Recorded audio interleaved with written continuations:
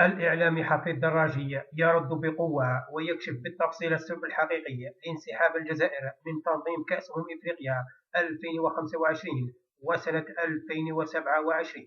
الإعلامي حفيظ دراجي وضع النقاط على الحروف من خلال منشور عبر صفحته الفيسبوكية، حيث قال: هل فهمتم الآن؟ بقدر ما كان فوز المغرب بتنظيم نهائيات كأس إفريقيا 2025 مرتقبا ومنتظرا منذ مدة لاعتبارات يعرفها الجميع، أدت إلى انسحاب الجزائر، زامبيا، السنغال ونيجيريا رفقة البنين.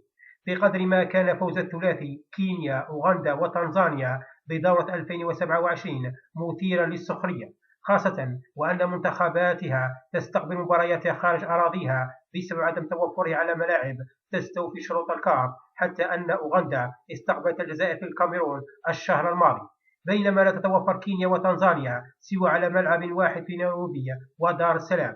ومع ذلك كان أعضاء اللجنة التنفيذية سيصوتون لصالح الثلاثي على حساب الجزائر التي تتوفر على ملاعب عالمية وبنية تحتية ومنشآت قاعدية سمحت لها باحتضان الألعاب المتوسطية والعربية وبطولة كأس إفريقيا للمحليين وكأس إفريقيا للناشئين في سنة واحدة. ليتساءل حفيظ دراجي: فهل استوعبتم الآن لماذا انسحبت الجزائر؟ ثم يضيف: وهل أدركتم لماذا لم يعد تنظيم بطولات إفريقية من أولوياتنا؟